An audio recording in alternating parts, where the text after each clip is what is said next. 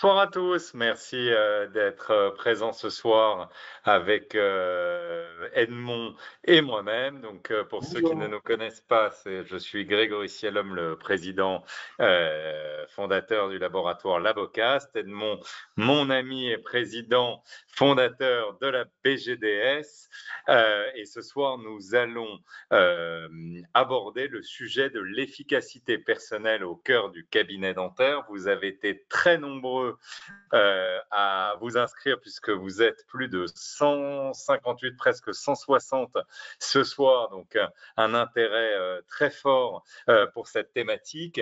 Edmond, donc fondateur de la BGDS, qui est le leader européen de l'e-learning et de l'accompagnement dans la gestion des cabinets dentaires, que ce soit au niveau de la pratique, mais aussi du management du cabinet dentaire. Aujourd'hui, travaille avec des personnes de grande qualité que sont ses deux fils au sein de la BGDS. Nous, on a un partenariat depuis plus de 2 ans aujourd'hui où régulièrement on donne des webinaires tous les 3 mois ensemble pour vous accompagner au sein de vos cabinets dentaires. Donc ce soir, les clés qu'il va aborder vont concerner l'organisation, le relationnel et la gestion de soi. Je vais te laisser la parole. N'hésitez pas aussi à la fin du webinaire à vous rendre sur le site internet de la BGDS pour étudier tous les modules mis en place par Edmond et son équipe pour vous accompagner dans une pratique plus efficiente, plus efficace, comme il va l'aborder au sein de vos cabinets. En tout cas, merci d'être présent ce soir. Merci d'avoir démontré cet intérêt très fort. Edmond, je te passe la parole et merci d'être présent ce soir. Avec grand plaisir. Et Grégory, tu sais que c'est toujours un plaisir pour moi d'animer ces séances de e-learning où on aborde des sujets plus ou moins variés, dirais-je, et toujours tourné quand même autour de l'organisation et de l'efficacité. Et aujourd'hui, j'ai choisi un thème qui concerne d'ailleurs autant les praticiens que les assistantes, c'est comment être efficace personnellement. C'est-à-dire comment optimiser son efficacité au cours d'une journée de travail. Donc, tout d'abord, je voudrais juste rappeler un certain nombre de choses, en commençant par la définition de ce qu'est l'efficacité. Donc, si je prends la définition du Robert, l'efficacité, c'est le caractère de ce qui est efficace. Et là aussi, ça sous-entend être dans l'action. Mais c'est aussi la capacité de produire le maximum de résultats avec le minimum d'efforts et de dépenses. Et là, à ce stade-là, c'est intéressant de faire dès maintenant la différence entre efficience et efficacité. Donc, l'efficacité, ça revient à produire à l'échéance prévue les résultats escomptés et réaliser des objectifs fixés. Mais l'efficience, c'est la même chose avec un minimum de ressources, d'énergie et de coûts. C'est-à-dire que l'efficience sous-entend une dépense d'énergie qui est beaucoup moindre, donc beaucoup plus de sérénité dans la façon de réussir l'atteinte de ces résultats. Et si je prends une diapositive pour le présenter, voilà, l'efficacité, c'est j'atteins mon objectif, mais l'efficience, j'atteins en faisant beaucoup moins d'efforts, dans les mêmes délais et le même résultat. Donc, c'est pratiquement plus la notion d'efficience qu'on va viser que celle qui est déjà très intéressante d'efficacité. Avant de démarrer, il y a un certain nombre avant de parler proprement dit d'efficacité, il y a un certain nombre de préalables. Tout d'abord, être très efficace, c'est quelque chose qui est plus compliqué que ça en a l'air. Parce qu'en fait, c'est multifactoriel et ça regroupe plusieurs aspects du fonctionnement d'une personne. Et on va voir qu'il y a les 3 niveaux dont je vais parler tout à l'heure. Une bonne nouvelle, c'est que même si au départ on ne se trouve pas très efficace, eh bien c'est que c'est une science. C'est quelque chose qui donc peut s'enseigner et peut s'apprendre. moi j'ai vu beaucoup d'assistantes débutantes qui étaient un peu pas très dégourdies au départ, et au fur et à mesure, à force de faire des efforts, etc., pour bien s'insérer dans l'organisation du cabinet, eh bien devenir des assistants très efficaces au bout du compte. Ce qui est très important là-dedans, c'est la volonté de s'améliorer dans ce domaine.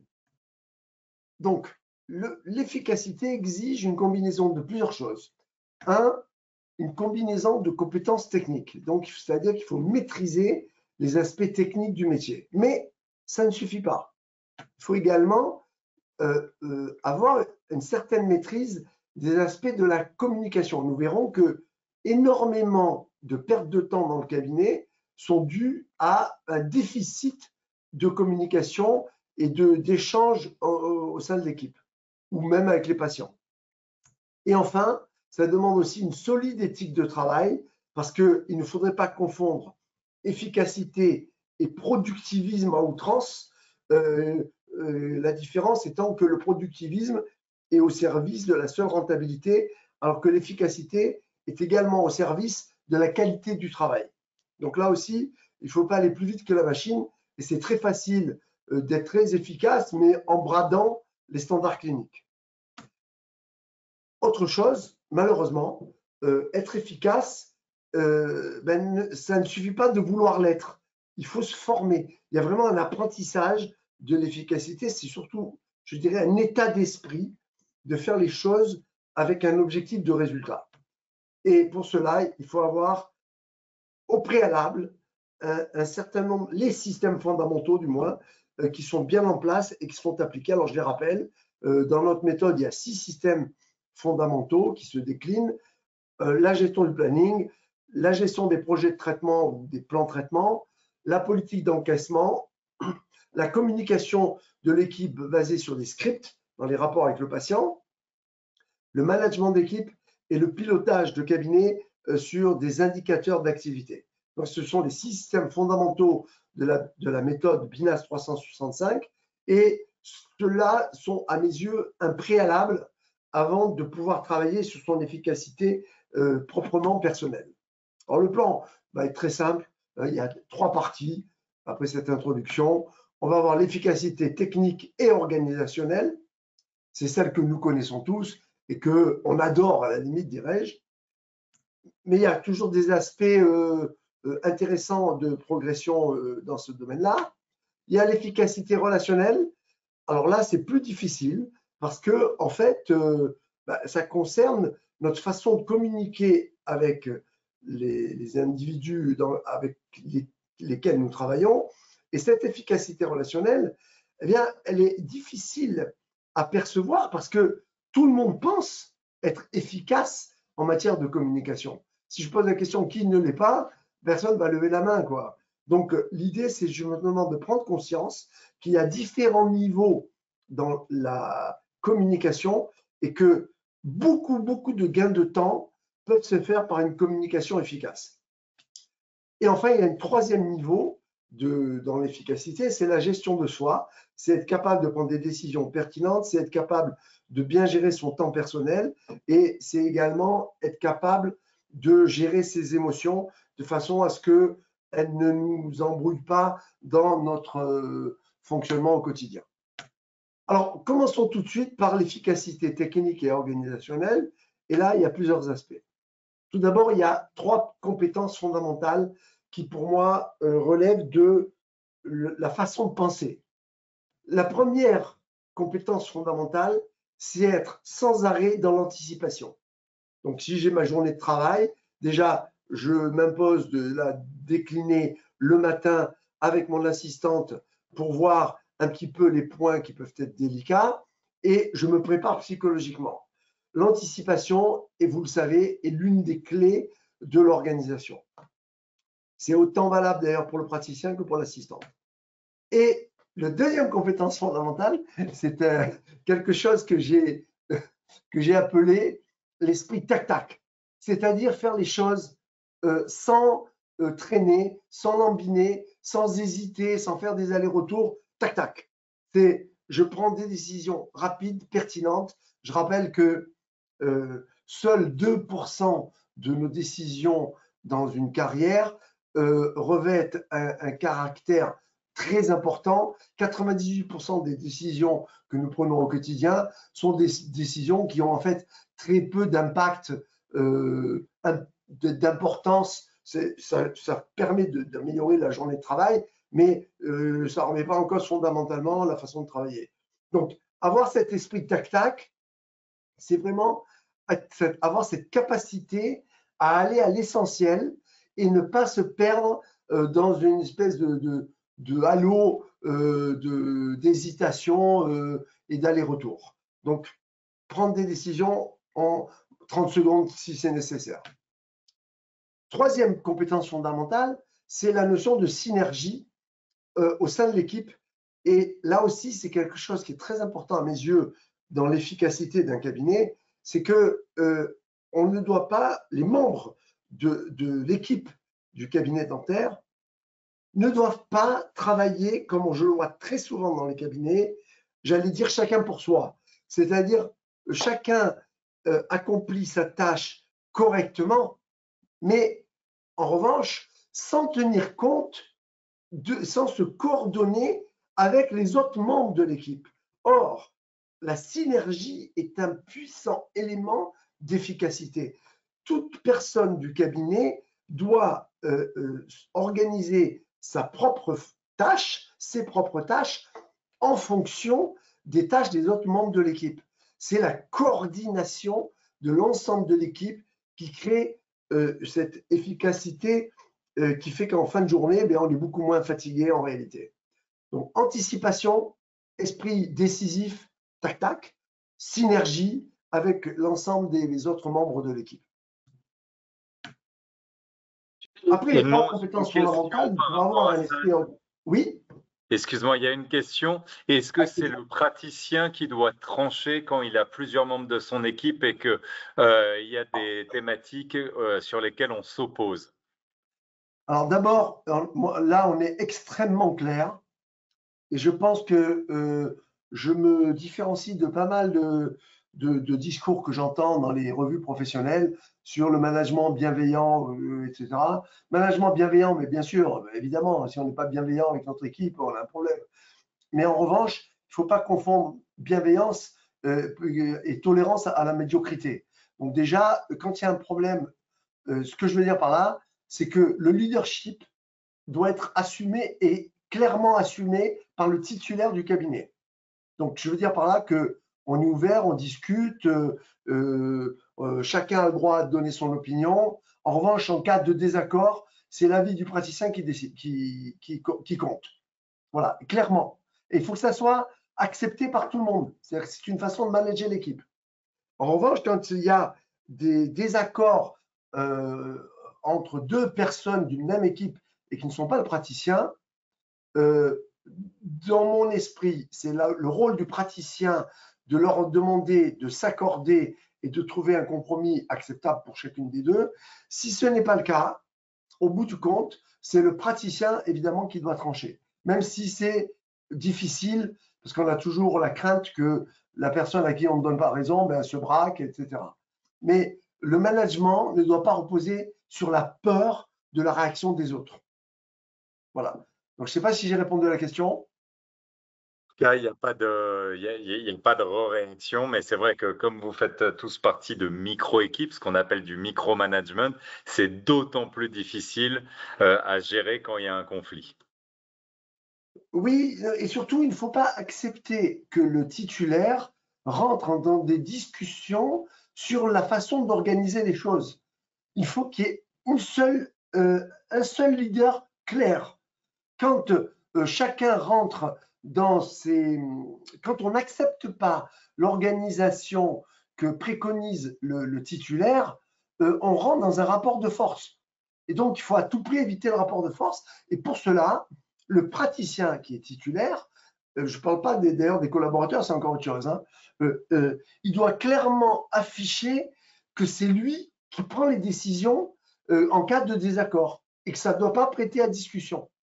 Même si je vous dis, on est ouvert, on discute, etc. Mais il ne faut pas confondre ouverture et palabre sans fin. Donc, deuxième point pour développer l'esprit organisé, c'est un outil pour la liste des tâches. Alors là, aujourd'hui, avec tout ce qui est digital, il y a tout ce qu'il faut. Vous avez les tâches sur Google, la liste des tâches sur Google. Vous avez des logiciels de notes, vous avez comme Evernote, vous avez des notes de Microsoft, vous avez tout type de logiciels de ce genre qui vous permettent de lister en vrac l'ensemble des tâches qui sont en suspens. Alors, je vous rassure, on n'arrive jamais à réaliser l'ensemble des tâches dans la journée normale. Moi, j'ai une règle là-dessus. C'est si vous arrivez déjà à réaliser les 6 tâches les plus importantes, c'est déjà un exploit. Si vous n'arrivez à en réaliser que 3, ça sera déjà très bien. Voilà. Donc, l'idée, c'est de dire, OK, j'ai une liste de tâches, je hiérarchise ces tâches par importance et je dois commencer par traiter en priorité celles que je considère comme les plus importantes. Alors, il y a beaucoup d'outils là-dessus. Après, il y a un espace de travail ergonomique, rangé et hygiénique. C'est vrai qu'avoir un espace, comment dirais-je, qui est dégagé, qui est clair, bien rangé, ça soulage l'esprit. Et pour y arriver, simplifier au maximum. Aujourd'hui, nous recommandons des salles de soins les plus dépouillées possibles et des salles de stérilisation qui soient un peu plus grandes, mais dans lesquelles tout le stock est rangé dans la salle de sté et non plus en salle de soins. Ensuite, il y a une autre chose, c'est regrouper au maximum. Alors, regrouper quoi? Regrouper au maximum le matériel autour du fauteuil, le plus près possible, pour ne pas l'avoir à chercher dans les tiroirs, à farfouiller en cours de traitement. Regrouper aussi dans les rendez-vous plusieurs actes pour, je reviendrai tout de suite après, pour optimiser les temps de déplacement et d'installation du patient, et regrouper aussi les instruments pour qu'ils soient dans le plateau de travail. Vous avez d'un côté le plateau de travail, de l'autre côté le consommable, et tout cela ne doit pas être mélangé. Donc, regrouper au maximum, le regroupement permet un gain de temps très important. Évidemment, là aussi, limiter les mouvements, et pour cela, si vous pouvez utiliser le système de bac et cassette, c'est très bien, mais vous pouvez très bien déjà regrouper tous vos instruments sur le plateau de travail, même si vous n'avez pas ce système de bac et cassette.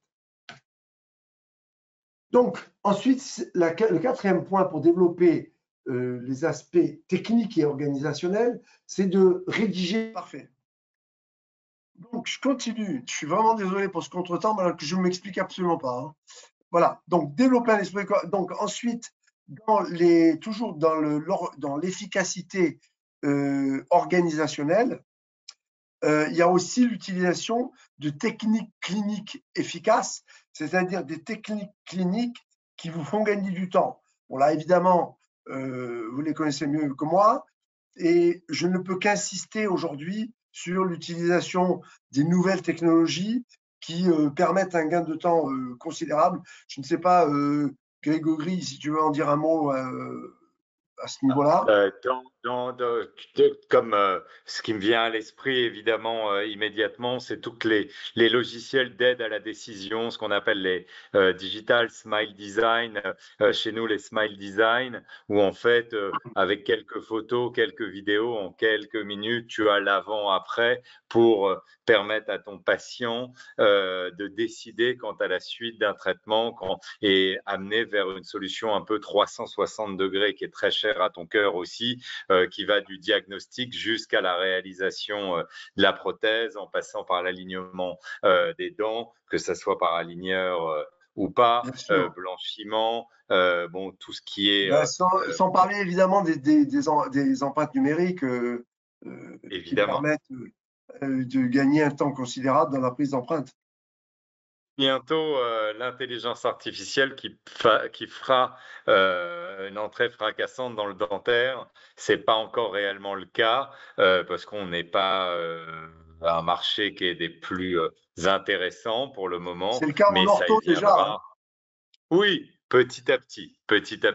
Mais par rapport à d'autres industries, c'est encore microscopique. Balbutiant. Très bien. Donc, je continue là aussi, utiliser des matériels et des matériaux de qualité, parce qu'en fait, le, le bon marché est cher et le cher est bon marché à l'usage. Hein, c'est-à-dire que, en fait, il est plus intéressant d'utiliser des matériaux qui vont tenir, sur lesquels on ne va pas revenir, de même que pour les matériels, plutôt que d'avoir des retours sur les traitements ou changer ces instruments régulièrement. Question des rendez-vous et tenue des dossiers patients, j'arrive tout de suite dans une seconde. En fait, autre chose dans la notion d'efficacité, c'est être toujours prêt à avoir des imprévus. C'est-à-dire que la vie d'un cabinet, c'est avoir des imprévus. Et celui qui me dirait qu'il n'a jamais aucun problème d'imprévu dans sa journée de travail doit me lancer la première pierre, parce que la vie d'un cabinet, c'est véritablement d'avoir des choses qui arrivent. Et donc, pour ce titre-là, à ce titre-là, c'est toujours d'avoir en réserve un plan pour se réadapter lorsque la journée de travail est désorganisée. Je reviens sur les rendez-vous rapidement, hein. Là, je fais vraiment un survol, mais pour parler d'efficacité, la première chose, c'est aussi bien pour la tenue des dossiers que pour les rendez-vous qui sont liés pour moi. Très important, ça c'est beaucoup de travail de l'assistante ou de la secrétaire, c'est que les dossiers à jour, que les dossiers des patients soient tenus correctement à jour et pas qu'on oublie de noter certains actes ou qu'on oublie de noter certaines recommandations, certaines remarques qui ont été faites sur le patient, que tous les documents administratifs soient également à jour. Et pour cela, il est recommandé de les remplir évidemment en temps réel et ne pas décaler le remplissage du dossier.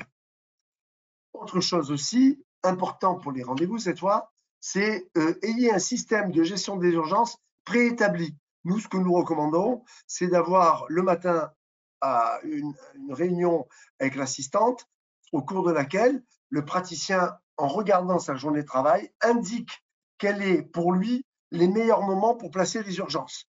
On n'est pas forcément pour des créneaux spécifiques d'urgence. En revanche, en fonction de la charge de travail au cours de la journée, eh bien, le praticien indique à l'assistante quel est le meilleur moment pour lui dans sa journée. Proposer des prises de rendez-vous en ligne, ça réduit le nombre d'appels téléphoniques. Je ne rentre pas dans les détails, là aussi, je donne en vrac l'ensemble des solutions. Hein.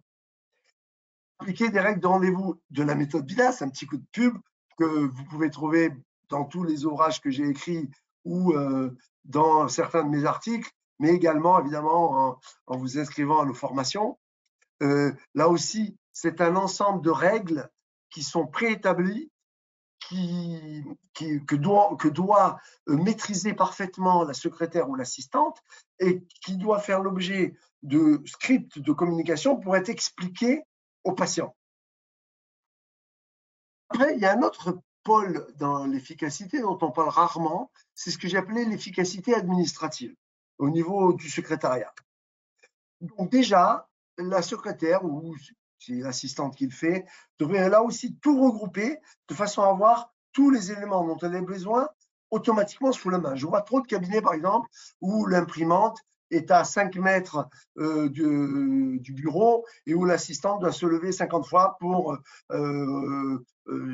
imprimer l'ordonnance ou le devis ou le document qu'on doit remettre au patient. Donc, tout regrouper, compacter autour du secrétariat pour qu'on n'ait pas à faire des allers-retours autour du secrétariat. Autre chose importante, ne pas jamais laisser les documents s'accumuler. Nous, ce qu'on recommande, c'est de faire tout en temps réel, donc systématiquement, quitte à prendre 30 secondes ou une minute de retard, et dans le pire des cas, épurer les documents en instance en fin de vacation, c'est-à-dire en fin de matinée, ou au plus tard du plus tard, en fin de journée. Fin de semaine, c'est vraiment pour les documents qui ne sont pas du quotidien, comme régler les factures ou comme appeler un fournisseur, etc. Donc là, mais l'idée, c'est vraiment de ne pas laisser traîner les choses, parce que c'est très, très courant dans les cabinets. Établir des routines régulières qui soulagent en fait l'esprit. Avoir les dossiers patients, bien entendu, on l'a dit tout de suite, et un système d'encaissement et de suivi des paiements bien huilé. Ça aussi, nous recommandons dans le logiciel, dans votre logiciel, de faire des systèmes d'alerte pour les patients qui seraient en retard de paiement. Ça relève de l'activité de la secrétaire ou de l'assistante qui, une fois par semaine sur ce coup-là, doit vérifier correctement les encours, c'est-à-dire comment dirais-je, le décalage entre le moment où le patient est censé payer et le moment où il paye vraiment, et relancer les patients qui sont en retard de paiement. Plus vous attendez, et bien entendu, plus c'est compliqué. Et si vous instaurez cette routine d'un suivi hebdomadaire, je peux vous affirmer que vous verrez votre taux d'impayé se réduire de façon très importante. Un mot quand même sur l'efficacité clinique. On a fait. Edmond, il y a une question concernant les règlements. Pardon, est-ce que tu préconises le règlement plusieurs fois? Oui, aujourd'hui, pour nous, c'est un outil. Alors, je vous donne la règle générale. La règle générale, c'est que tout ce qui est de nature à faciliter le paiement doit être réalisé. Donc, pour moi, vu quand même les problèmes de pouvoir d'achat qu'on a actuellement en France, eh bien, toutes ces solutions qui proposent de fractionner le paiement pour le patient sont tout à fait recommandées. Oui, nous le recommandons. En plus, il y a l'avantage que le cabinet peut être payé en une fois, du coup, et c'est comme une espèce de crédit que ferait le patient et qui lui permet d'avoir accès au traitement sans quoi il aurait pu ne pas le faire. Hein. Donc oui, absolument. Hein. On est pour toutes les formes de paiement acceptables, légalement acceptables. Alors un rappel juste sur le travail à quatre mains. Donc je disais qu'on a fait un webinaire complet sur ce thème. D'abord, je rappelle que le praticien ne sort pas les yeux du champ opératoire. C'est l'assistante qui fait tout le travail. Elle passe les instruments. On réduit le nombre d'instruments. On prépare la séquence instrumentale à l'avance dans l'ordre chronologique d'utilisation. Et en fait, enfin, on respecte les positions correctes, c'est-à-dire que l'assistante, si elle veut correctement réaliser son travail à quatre mains, doit être, je le rappelle, plus haute que le praticien et ses yeux doivent être au niveau du crâne du praticien. Pour ceux qui n'étaient pas là, je rappelle ce point qui est très important. Donc voilà, je ne m'étends pas plus là-dessus. Je ne sais pas si vous avez le webinaire est disponible en replay, pardon, sur nos comptes Facebook communs. Voilà. Pour ceux qui veulent approfondir, vous pouvez vous référer au replay de notre dernier webinaire. Et c'est vrai que là, il y a eu beaucoup d'informations. Alors, autre chose sur le plan technique, c'est évidemment, on en a parlé, l'usage de la technologie. Bon, et je rappelle juste qu'il y a deux types de technologies. Il y en a trois, mais bon, on va dire, pour simplifier, deux types de technologies. Des technologies de diagnostic et d'exécution. Évidemment que l'usage d'un code BIM, ça permet un gain de temps important et ça évite de nombreuses erreurs par une meilleure visibilité des structures osseuses. Et la technologie d'exécution, c'est celle qui va, ce dont on parlait tout à l'heure, avec entre autres les empreintes numériques, voire le smile design si on l'utilise. Pour moi, le smile design peut être utilisé autant comme une technique de prévisualisation sur le plan clinique que comme une technique de communication auprès du patient. En fait, c'est un double usage. C'est l'une des raisons pour lesquelles c'est très intéressant d'y faire appel. C'est quasi didactique. Pardon? C'est quasi didactique pour le patient. Tu peux échanger dessus avec et lui expliquer tout le plan de traitement. C'est un excellent. Tout ce qui est. Il y a deux aspects importants. C'est d'abord tous les supports visuels, quels qu'ils soient, sont très intéressants à utiliser parce que ça permet aux patients de prendre conscience, de comprendre en quoi consiste le traitement. Mais deuxièmement, tout ce qui relève de la prévisualisation, c'est extrêmement efficace en termes de communication. Et voilà. Et donc, moi, je parle du plan de traitement. Je n'ai pas voulu développer les aspects technologiques, ça nous aurait mené beaucoup trop loin. Mais évidemment, aujourd'hui, il va de soi que tout ce qui est de nature à faire comprendre correctement le plan de traitement au patient doit être utilisé. Alors, dans le plan de traitement, pour moi, il y a plusieurs aspects.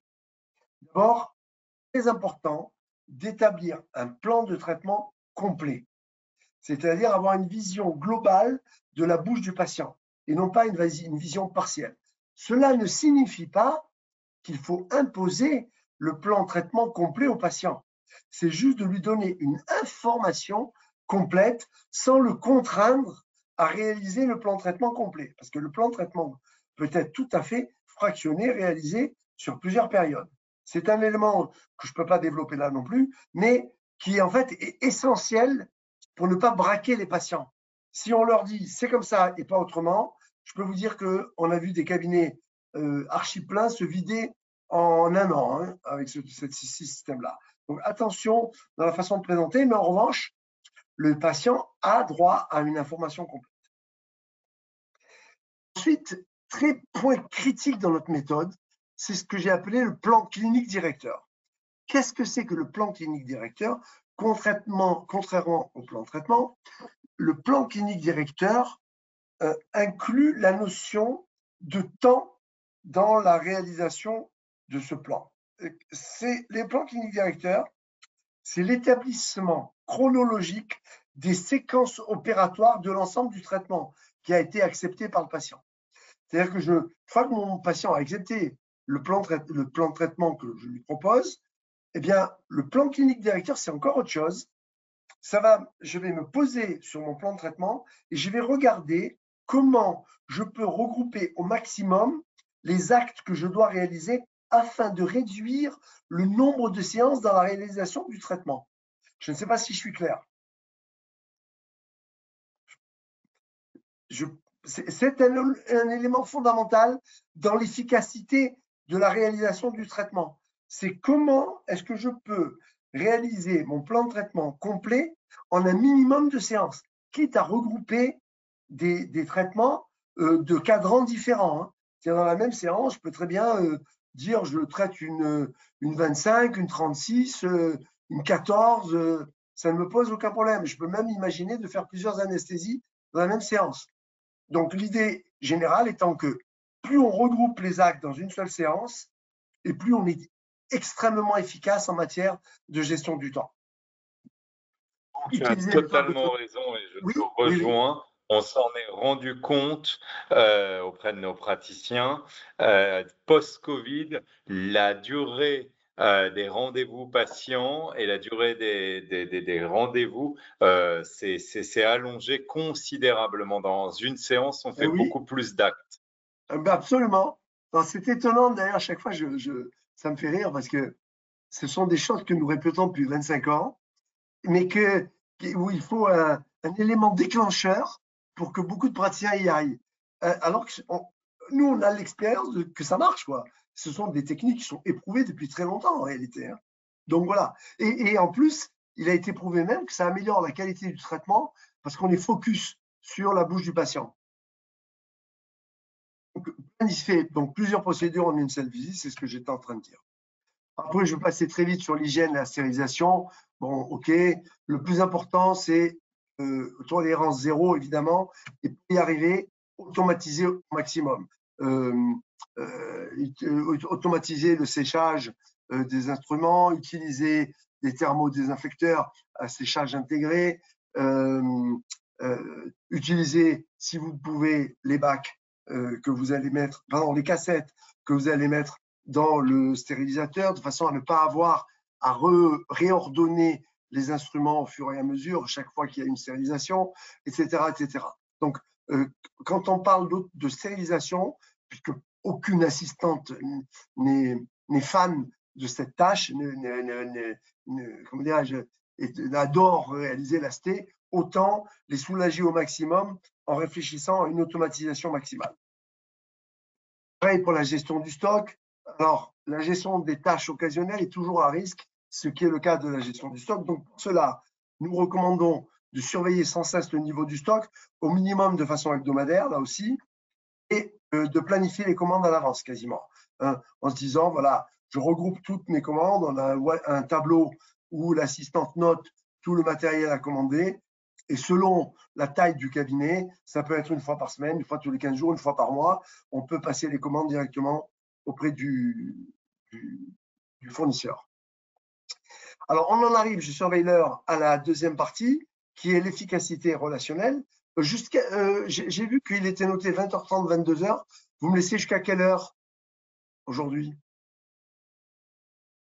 C'est tellement un bonheur de t'avoir que tu peux continuer. Non, il n'y a ni PSG, ni Marseille, ni Coupe du Monde de rugby, Ah, ça va. ni. Ouais, bah, écoute, je vais faire au mieux, comme ça on laissera la place aux questions. Allez, ça marche. Dans l'efficacité relationnelle, c'est quelque chose que peu de praticiens ou d'assistantes ont en tête. C'est-à-dire qu'en fait, on est capable d'investir des sommes très importantes pour acheter la turbine qui va tourner à 312 693 tours,5 et va me permettre de gagner une demi-seconde. Et à côté de ça, je vais perdre 10 minutes parce que je communique mal avec mon patient ou avec mon assistante et je me fais mal comprendre, etc.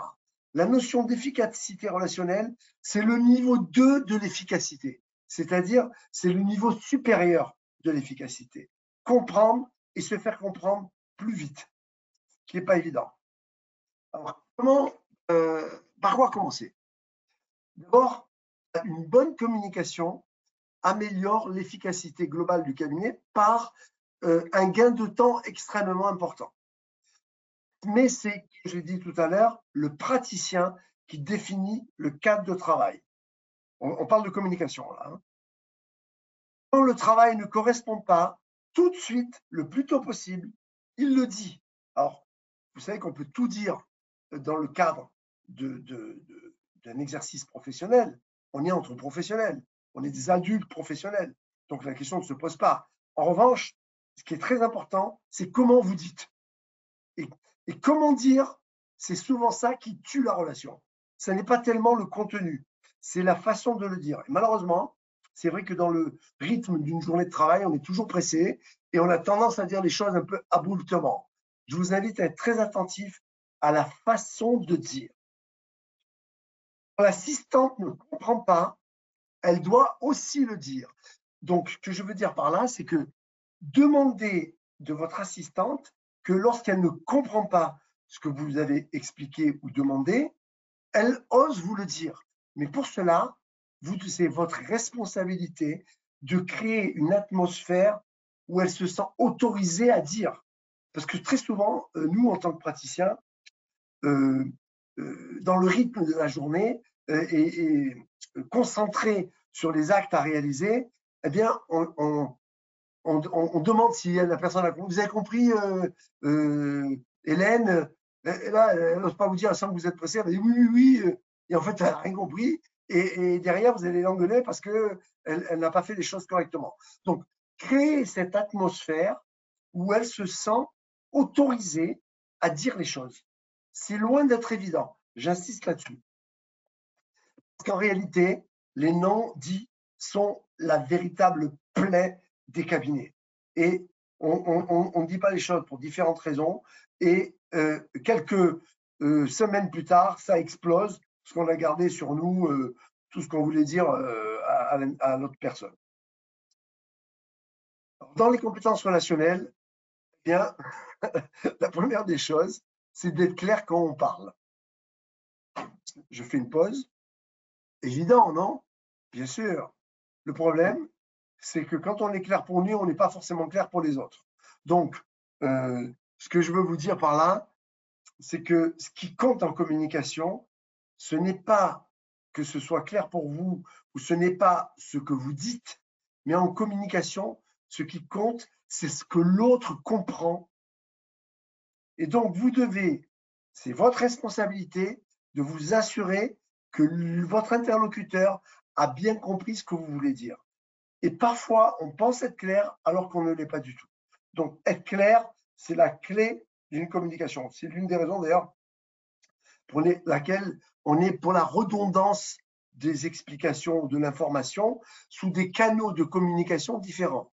C'est réexpliquer en disant d'autres mots, en utilisant d'autres mots. Autre chose, il faut qu'il y ait un désir en communication de se faire comprendre et de comprendre l'autre.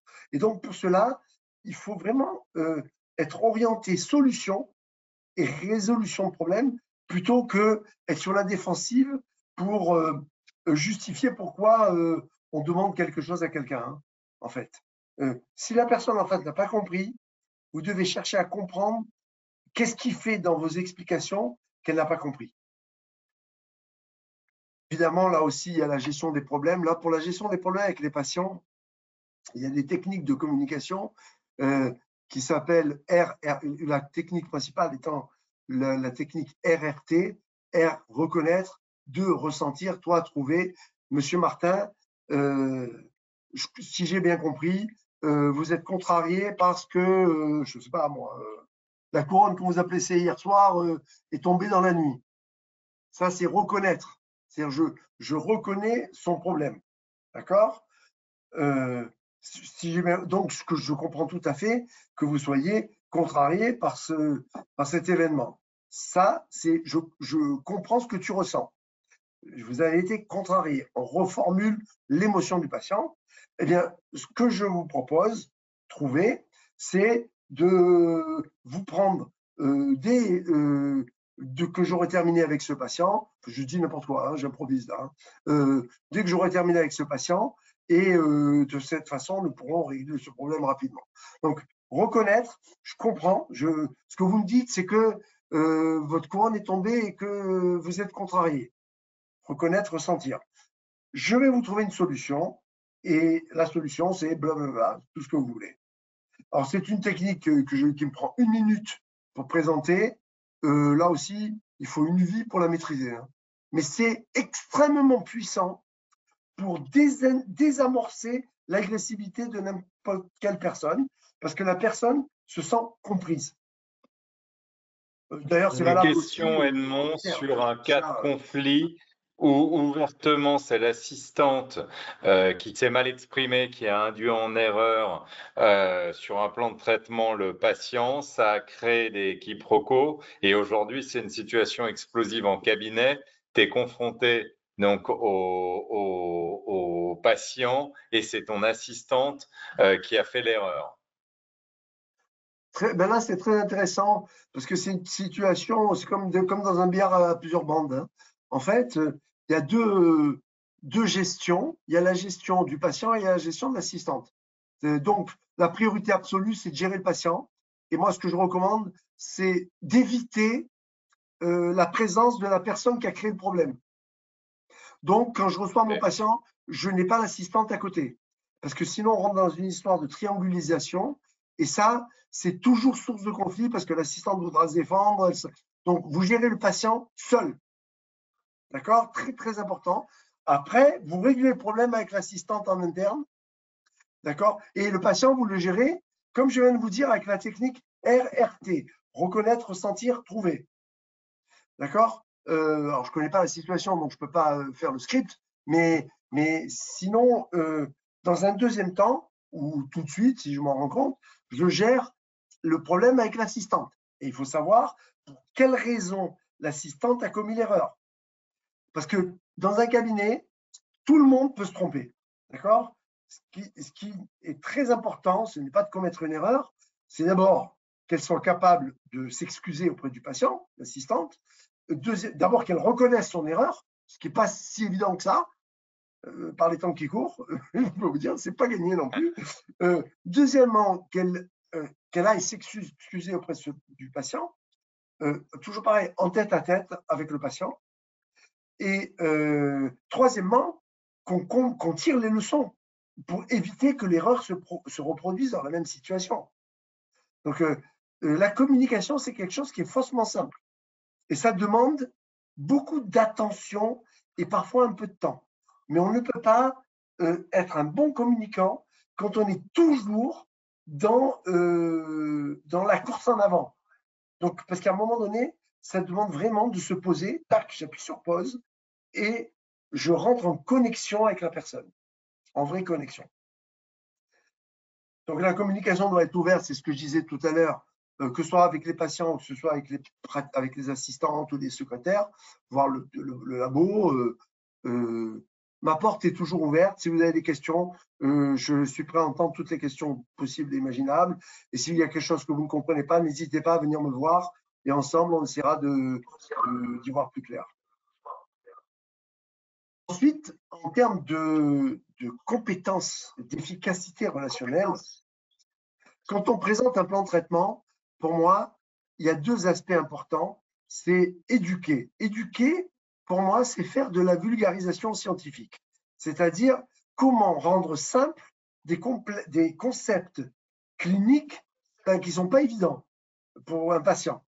Donc, c'est notre travail, c'est notre responsabilité de rendre simple ces aspects-là. Il y a un deuxième aspect, c'est la persuasion. Une fois que le patient, je lui ai bien expliqué simplement, de façon claire, en quoi consiste un traitement ou un acte, eh bien, je dois arriver à le convaincre de le réaliser, si je suis convaincu que c'est important pour lui, évidemment. Et là, ça demande de faire preuve d'enthousiasme. La persuasion repose beaucoup sur l'enthousiasme. On ne peut pas présenter un traitement mécaniquement comme ça, comme quelque chose de neutre. Non, il faut être convaincu vous-même que c'est la meilleure chose que le patient ait à faire. Pour le convaincre. Et tout cela, évidemment, on évite les non-dits. Et donc, je vous invite, si vous voulez, si ça vous intéresse, d'aller beaucoup plus loin dans la communication, d'être extrêmement attentif à la communication non verbale et, entre autres, dans la communication non verbale, à observer les expressions faciales de vos patients ou de votre assistante ou de votre praticien si vous êtes assistante et de mesurer la cohérence entre les expressions faciales et le côté verbal, ce que vous dit la personne et la façon dont elle fait des mimiques. Et quand il y a quelque chose qui cloche, eh bien, vous devez creuser plus en posant des questions ouvertes. Un mot sur la qualité du service, toujours pareil. La qualité du service, c'est l'esprit, ce que j'appelle l'esprit oui. Oui. Le patient, quand il a une question, c'est oui. Oui, on peut. Oui, bien sûr. Oui. Et ça, il est important que vous formiez vos équipes à l'esprit yes, we can, comme dirait Obama. Hein. Ça, il faut établir la confiance. Pardon de t'interrompre encore, mais j'aime bien te poser les questions au fil de l'eau. Qu'est-ce qui, selon toi, rend le plus heureux son équipe dans un cabinet dentaire? Qu'est-ce que tu mets en priorité? Il y a un praticien qui pose la question. Pour moi, c'est la valorisation des personnes. C'est merci, merci, bravo, super, je suis content de bosser avec vous. Mais nous, malheureusement, en tant que praticien, on a tellement de problèmes à gérer au quotidien que même si on le pense, et je pense que beaucoup de praticiens le pensent, on oublie de le dire. Et donc, waouh, vous arrivez le matin, c'est waouh, on va passer une super journée. Je suis content d'être avec vous. Bon, si c'est le cas, hein. Allez, vous savez quoi? Même si ce n'est pas le cas, faites semblant. Je suis très sérieux. Parce qu'en fait, il a été montré en communication que la forme influe sur le fond. Imaginons que vous avez mal dormi, le petit s'est réveillé toute la nuit, vous avez une indigestion, je ne sais pas, vous êtes crevé, vous arrivez là. Super, super. Souriez, forcez-vous à sourire. Le sourire libère de la dopamine dans le cerveau. Hein. Donc, et comme par hasard, en commençant positivement, eh bien, à la fin de la journée, vous allez être mieux que lorsque vous êtes arrivé le matin. Donc voilà, la valorisation. Après, il y a quand même le cadre de travail. Et en troisième, évidemment, il y a le salaire.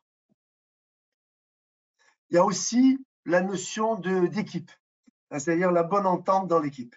Et comme on a de plus en plus d'équipes importantes, ça joue de façon très importante. Alors ça, c'est à titre personnel. Est-ce que tu sais Bon, Edmond, juste une question. Est-ce que tu sais quel est le pourcentage de cabinets dentaires en France avec une quatre mains assistante ou une secrétaire administrative? bah, alors aujourd'hui, justement, ça tombe bien parce que j'ai fait un séminaire jeudi, vendredi, où on a évoqué ce sujet-là, et il y avait des personnes qui étaient vraiment très informées. Et en fait, aujourd'hui, il y a un tiers des cabinets qui n'ont pas d'assistante. Alors parmi ceux, il y a encore un autre tiers qui a une seule assistante, et à peu près un tiers qui ont deux personnes, donc secrétaire éventuellement ou deux assistantes, une secrétaire, une assistante ou deux assistantes, mais on n'indique pas si la deuxième personne est à temps plein ou à temps partiel. Et après, il y a aussi des cabinets qui ont encore plus de personnes, hein. Dans le dernier tiers, je mets au moins deux personnes, au moins. Donc il y en a qui ont 3, 4, 5. En ortho, c'est pas rare d'en avoir 8, 9 pour un seul praticien, hein. Mais voilà, globalement, Merci. c'est un tiers, un tiers, un tiers. Ce qui est une évolution par rapport à quelques années en arrière, où on avait quand même 50% des cabinets qui n'avaient pas d'assistante. Là, aujourd'hui, Exact, exact. c'est en train de disparaître, on va dire.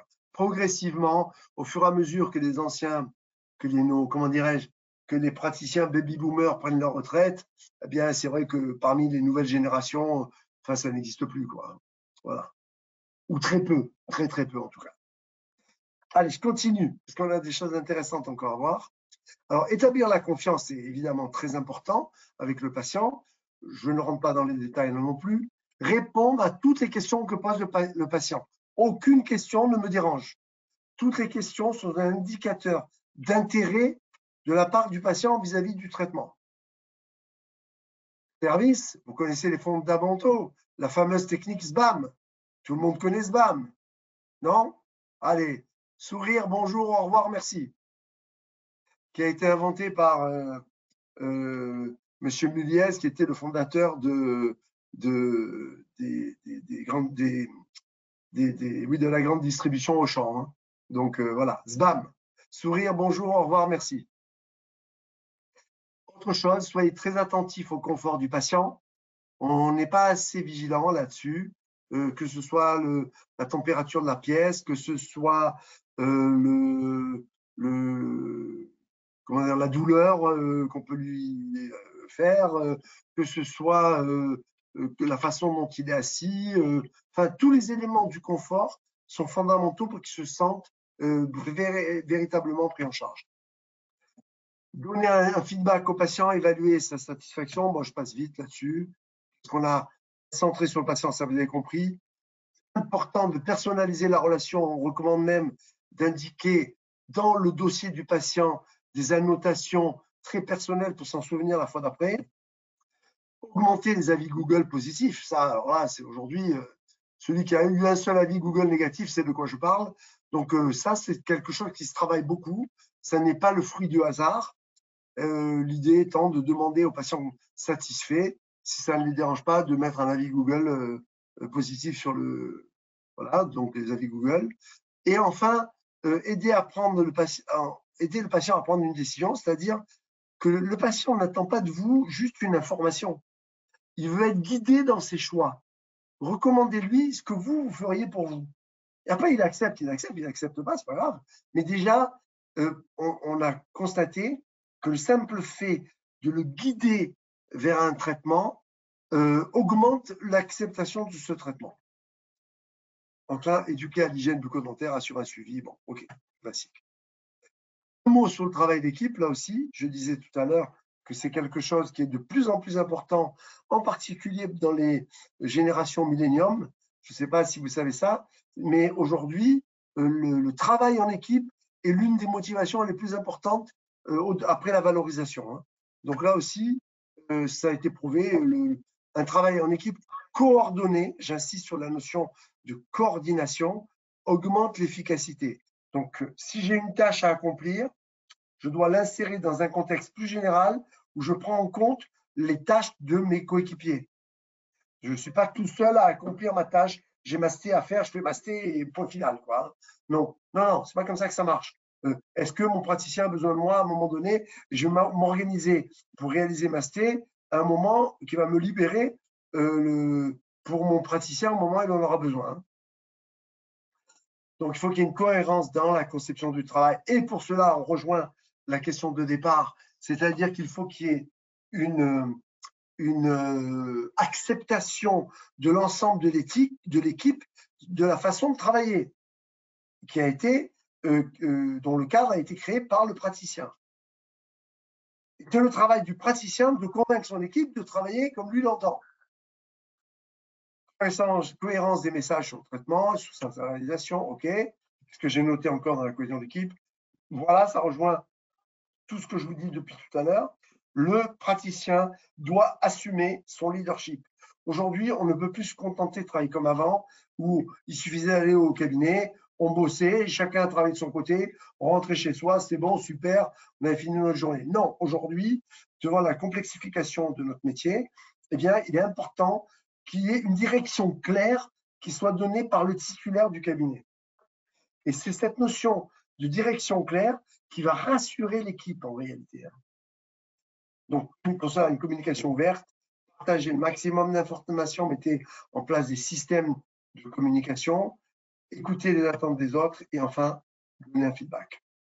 Pour cela, les réunions sont des outils irremplaçables pour fluidifier la communication au sein des équipes. Là, je ne rentre pas dans les détails, ça demanderait vraiment des développements beaucoup plus importants. Alors, en matière de communication, 3 aptitudes sont fondamentales. C'est bien écouter, bien comprendre et bien se faire comprendre. Bien écouter, écouter, ça ne suffit pas. L'idée, c'est d'écouter pour comprendre. Ça demande un effort d'attention pour bien comprendre et un effort d'empathie. Souvent, certaines personnes ont du mal à s'exprimer clairement. C'est votre travail, par un questionnement approprié, de les faire clarifier leur discours. Et bien se faire comprendre, c'est le contraire, c'est-à-dire comment vous êtes clair dans le cadre de communication de votre interlocuteur. Et on va finir avec la gestion de soi. Bon, là, la gestion de soi, c'est pas mal de la gestion du temps personnel. Donc, une bonne gestion de votre temps. La première des choses à faire, c'est planifier votre travail. Alors, je planifie comment mon travail? Évidemment, tout part du plan de traitement, mais le plan de traitement seul ne suffit pas.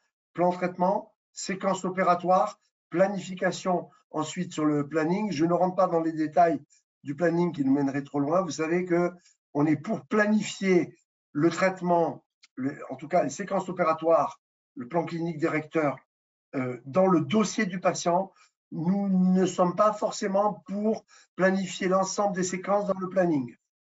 C'est un autre sujet qui pourrait nous amener très très loin, mais ça, par expérience, idéalement, planifier un minimum de séances sur l'agenda. Hein. D'accord? Donc, planifier votre travail, c'est la base de l'efficacité de toute l'équipe derrière. Hein, l'équipe, à la limite, si on pousse le raisonnement plus loin, l'assistante voit la veille du jour de travail la séquence opératoire des différents patients du lendemain et elle prépare les instruments en fonction des séquences opératoires planifiées. Donc, on planifie son travail et ça commence par le plan clinique directeur. Donc, créez votre checklist de journée ensuite, créez des rappels pour les patients qui sont pour lesquels il y aurait des problèmes et créez-vous des rappels même pour toutes les tâches que vous devez réaliser en cours de journée. Je ne suis pas contre l'idée d'utiliser les alarmes de nos téléphones portables. Pardon. Ensuite, utiliser des blocs de temps, c'est-à-dire vous avez 3 temps pour moi dans un bon déroulement d'une carrière, en fait. Il y a la préparation, il y a l'exécution et il y a la récupération. Donc, la préparation, c'est tout le temps passé hors fauteuil, mais qui est absolument nécessaire pour réaliser correctement son travail au fauteuil, comme les réunions du matin, comme le plan clinique directeur, comme l'organisation du travail au sein de l'équipe, comme la répartition des tâches, etc., etc., etc. Ça, c'est la préparation. Dans l'exécution, dans l'absolu, je ne dois pas réfléchir à comment je m'organise. je suis comme un professionnel du tennis. Il ne va pas réfléchir à comment il va faire son coup droit ou quoi en match. Vous ne réfléchissez pas, vous jouez. Eh bien, quand vous êtes au fauteuil, vous êtes au fauteuil. En revanche, pour y arriver correctement, vous devez avoir planifié du temps hors fauteuil. Nous, on a chiffré ça, c'est entre 15 et 20% du temps de travail. Hein. Donc, et c'est du temps professionnel. Malheureusement, trop de cabinets aujourd'hui, trop de praticiens ou d'assistantes, elles arrivent, on s'installe sur le fauteuil, on déroule la journée, dès qu'on a fini, hop, on raccroche, on enlève la blouse, on rentre chez soi et le lendemain, on recommence. Là, c'est pour moi avoir le nez dans le guidon. Et tant que vous aurez le nez dans le guidon, vous serez sous stress. Donc aujourd'hui, il est important de planifier dans votre agenda des temps non hors fauteuil, des temps de communication avec votre équipe et des temps de réflexion sur vos plans de traitement. Enfin, estimer la durée de chaque tâche, évidemment. Utilisez-les entre deux, c'est-à-dire ça, la plupart des praticiens le font spontanément. Oui, il y a une question. J'entends pas très bien là. Allô? Pardon. Non, il n'y a pas de question. Ok. Alors, éviter la procrastination, vous connaissez ça. La procrastination, c'est cette tendance naturelle à reporter au lendemain les choses qu'on n'a pas envie de faire tout de suite. Or, plus vous reportez, plus c'est difficile d'y aller. Hein. Donc, nous, on a la règle suivante, c'est tout ce qui prend moins de 2 minutes, faites-le tout de suite. Une mode de gestion de votre temps, là aussi, être capable de se réadapter en cas d'imprévu dans la journée. Et s'il y a plusieurs imprévus, on se réadapte et on réorganise son planning en fonction des événements qui sont survenus. Faire le maximum des réunions, optimisage, tout ça, on l'a dit. Important aussi, apprendre à dire non avec élégance, évidemment, mais quand vous savez que vous ne pourrez pas réaliser ce qu'on vous demande. Ne dites pas oui par peur de blesser la personne ou de la voir s'énerver. Hein. Dire non fait partie du professionnalisme. Alors, il y a une façon de le faire qui est non conflictuelle. C'est, vous la connaissez, j'ai déjà dit au cours d'un de mes webinaires précédents, c'est dire non à la demande, pas au demandeur, c'est-à-dire c'est j'aimerais bien et en même temps. Alors j'aimerais bien, monsieur le patient, vous souhaitez un rendez-vous vendredi à 19h30, j'aimerais bien, et en même temps, il se trouve que le cabinet ferme à 16h le vendredi. En revanche, je vous propose de prendre rendez-vous dès maintenant pour le lundi suivant, etc., etc. Donc, j'aimerais bien et en même temps, très puissant en matière de communication. Hein. Enfin, réduisez au maximum les temps d'attente parce que personne, en termes de gestion du temps, n'aime perdre son temps dans une salle d'attente. On a bientôt fini. Hein. Pour garder la maîtrise de soi, restez focalisé lorsque vous êtes au fauteuil. Gardez votre sang-froid, gérez au maximum le stress. Facile à dire. Je sais en tant que praticien ce que signifie d'avoir un stress lié à l'acte, à la réalisation de l'acte lui-même, mais acceptez l'idée déjà qui va relativiser le stress que toute activité dentaire connaît à un moment donné ou à un autre des difficultés cliniques. Et donc, c'est normal. Donc, acceptez-le, même si parfois vous êtes obligé d'essayer un apex au fond de la racine, mais bon, vous savez, on s'en sort toujours dans un deuxième temps. Hein. Tâchez faire des pauses. Attention, au burn-out, on en voit beaucoup plus depuis le Covid. Vraiment. Et ce que je vois de nouveau, c'est le burn-out des assistantes, mais des vrais burn-out. Donc, faites attention. Sachez faire des pauses, même en équipe, ce qui ferait partie un peu de la cohésion d'équipe d'ailleurs. Mais là aussi, il faut les planifier. Hein. On ne va pas attendre qu'il y ait un rendez-vous manqué pour dire je vais faire une pause. Hein. Donc là aussi, essayez autant que faire possible des pauses dans chacune des deux vacations, celle du matin et celle de l'après-midi. Au moins une pause dans l'après-midi et une pause dans la matinée. Et si possible, bien, je suis sûr que la plupart d'entre vous le faites. Mais l'idée, c'est de dire, je le planifie là aussi. Travaillez sur votre confiance en vous, mais ça, vous l'avez. Et toujours un discours intérieur positif. C'est ce que j'espère, avoir l'esprit. Oui, on va y arriver, oui. Après, comment savoir si je me noie dans un verre d'eau? C'est-à-dire si je suis mal organisé, si j'ai vraiment trop de travail, ça, c'est pas si évident que ça. Vous ne pouvez pas savoir si vous vous noyez dans un verre d'eau tant que vous n'avez pas mis en place tout ce que je vous ai présenté depuis tout à l'heure. Une fois que vous avez tout mis en place et que ça continue à déborder de tous les côtés, c'est que là, vraiment, il y a trop de boulot. Mais souvent, on arrive à absorber pas mal de travail comme ça. Ensuite, un mot sur la formation. La formation, en augmentant notre niveau de compétence, eh bien, nous permet d'aller plus vite dans la réalisation des traitements. Pareil, se former en communication, pour moi aujourd'hui, ça fait partie des fondamentaux de base. C'est vraiment bien comprendre, bien connaître, ne serait-ce que les bases. Je ne demande pas d'être un champion du monde dans les techniques de communication, mais connaître les bases, le feedback, la reformulation, l'écoute, l'empathie, la bienveillance, tout ça, c'est des choses, mais ça va très loin. C'est beaucoup plus sophistiqué que ce que ça peut paraître à première vue. Assister évidemment aux formations obligatoires. Allez, conclusion.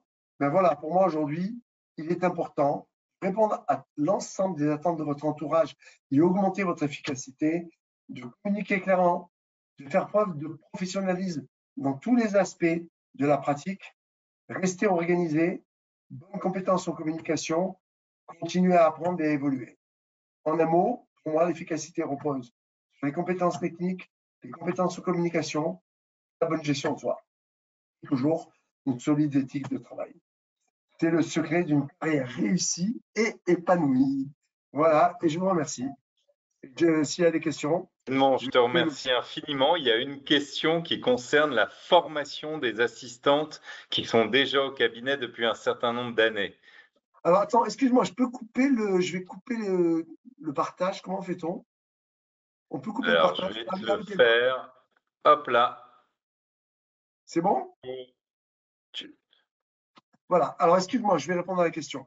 Oui, il y a une question, d'ailleurs il n'y en a qu'une vu l'heure, mais tardive, je te remercie, concernant des formations à prodiguer aux assistantes qui sont là depuis longtemps et qui sont évidemment prescrits d'habitude. Alors, justement, on a de plus en plus ce type de demande aujourd'hui parce qu'en fait, on a un turnover dans les cabinets. On a une vraie crise du recrutement et du management. Et nous, enfin, dans notre méthode, on a créé un plan d'intégration pour les nouvelles arrivantes. C'est-à-dire où on compacte en fait toutes les bases du travail d'une assistante, en particulier toutes les tâches d'accueil, de gestion des patients, des rendez-vous, etc. Et bon, nous, c'est ce qu'on fait. Nous, maintenant, on n'est pas les seuls à le faire. Hein. Je pense que… Mais la nouveauté, peut-être, c'est ce qu'on recommande au cabinet avec qui nous travaillons aujourd'hui, c'est que le cabinet ait un plan d'intégration préétabli. C'est soi-même, quels sont les thèmes que je dois aborder avec la nouvelle arrivante et le temps que ça va me demander. Ça, ça fait partie du temps que j'appelle improductif, mais qui est investi. La formation des nouveaux arrivants, qu'ils soient d'ailleurs praticiens ou assistantes, ça doit faire partie de l'activité d'un cabinet. Et on ne peut plus faire l'impasse là-dessus. Sinon, on réduit les chances de fidéliser les personnes. Ok. Voilà. Et tu as évidemment au sein du site BGDS toutes ces capsules qui sont disponibles. Oui. Ok. On les a prévues d'ailleurs beaucoup en e-learning parce qu'en fait, on ne sait pas à quel moment les cabinets intègrent ça peut arriver à tout moment. Hein. Donc, on a des très, très bonnes formations en e-learning.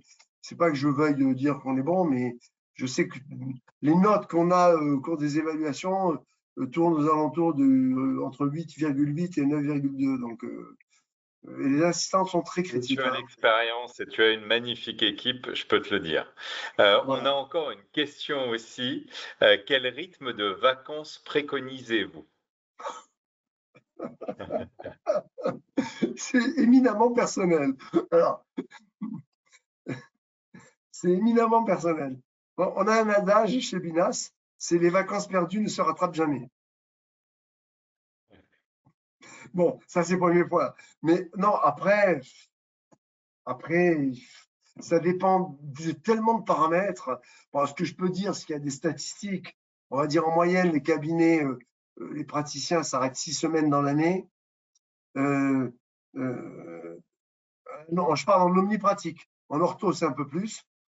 Hein, voilà, on me dirait plutôt de l'ordre de 8 semaines, voire plus dans certains cas. Euh, disons que ce qui est important, c'est qu'on est quand même un peu tenu par le rythme des vacances scolaires. Hein, je ne sais pas si vous avez remarqué ça. Donc moi, je ne serais pas contre l'idée de prendre une semaine sur 2 des vacances scolaires. Éventuellement, prendre évidemment la semaine de Noël ou du jour de l'an, peu importe, à vous de choisir, une des deux. Pourquoi pas la semaine du 14 juillet et repartir après. En revanche, on s'est rendu compte que 6 semaines, pour moi, c'est la moyenne qui permet de bien récupérer. C'est le minimum, on va dire. Moi, j'ai beaucoup de cabinets d'Omni qui sont à 7, 8 semaines aussi. Hein, pourquoi pas? Ça dépend aussi du nombre d'heures travaillées dans la semaine. Évidemment, plus je travaille, plus le nombre de jours est élevé et plus je dois récupérer. Alors, par expérience, ça aussi, je pourrais dire une chose, mais qui n'a pas vraiment lié avec les vacances. On l'a beaucoup vu chez les orthos, c'est que quand on a de longues journées de travail, même une semaine de congé, et au bout de 2 jours, on a tout perdu. Hein. Donc, on n'est pas contre l'idée, à la limite, d'avoir peut-être une journée qui est un peu plus longue, au lieu d'avoir 3 jours et demi, travailler 4 jours, mais avec des journées un peu plus courtes sur les 4 jours. Faire par exemple le même nombre d'heures, 36 heures, je dis n'importe quoi, hein, ou 32 heures, peu importe, mais sur les 36 heures, les étaler sur 4 jours, plutôt que de les étaler sur 3 jours et demi. Après, c'est à voir, hein. C'est vraiment au cas par cas. Je ne voudrais pas que vous interprétez ce que je dis de façon très, très générale. Hein. Donc, nous, c'est au cas par cas. Ouais, on va dire 6 semaines minimum, quoi. Hein. C'est le minimum. Moins, ça se voit moins. Hein. Alors, le nombre d'heures par semaine, vous voulez aussi? Allez, là aussi, aujourd'hui, on est aux alentours on est entre 35, 36 heures, 38 heures. Voilà. Mais là, il ne faut pas réduire ça au temps fauteuil. Hein. Pas le réduire au temps fauteuil. On inclut le temps hors fauteuil hein, là-dedans. Ce qui veut dire que si ce n'est pas le cas, ben, il faut un peu plus. Maintenant, si ça n'est. Nous, moi, j'ai une règle. Si j'ai des praticiens, ils travaillent jusqu'à 45 heures. Mais ça ne les dérange pas. Si ça ne vous dérange pas, il n'y a rien de grave. Vous voyez l'idée? Il ne faut pas culpabiliser parce que vous feriez 45 heures par semaine alors que tout le monde fait 35 heures. Si vous, ça vous convient, on s'en fout. Quoi. Voilà. Il faut juste que ça vous convienne. Or, si vous faites 45 heures et que vous avez envie d'en faire 36 heures, vous avez besoin de nous. Voilà. Je sais pas Ok, si j'ai répondu correctement. Edmond, en tout cas, mille merci pour ton emphase, pour tout le travail préparatoire et ton PEPS pendant cette soirée. Tu nous Moi, j'ai accompagnes fait un jusqu'à presque survol un 22 petit peu de heures. l'ensemble. J'ai fait le survol, mais c'est un survol dont l'objectif était de donner des pistes de travail. Hein.